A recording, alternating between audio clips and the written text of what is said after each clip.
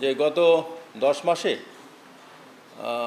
Total 26টা হত্যাকাণ্ড হয়েছে এখানে।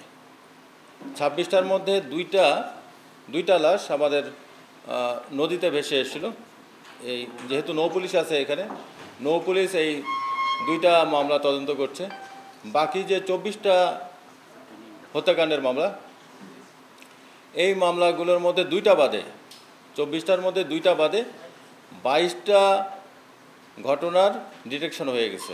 তার মানে কী কারণে ঘটনাটা ঘটলো, কারা এটার সাথে ইনভলভ ছিল, এজাহারনামীয় আসামি এবং তদন্তে প্রাপ্ত আসামি আমরা অ্যারেস্ট করতে পেরেছি এই 22টা মামলার।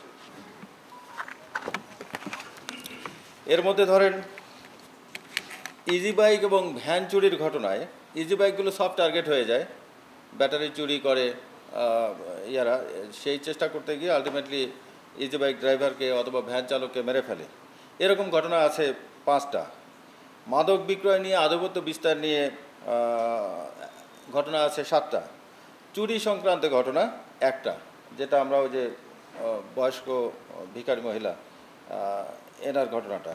পরকীয়ার কারণে হত্যাকাণ্ড ছিল 5টা। পারিবারিক কলহের জেরে হত্যাকাণ্ড ছিল 3টা, আর অন্য কারণে 5টা।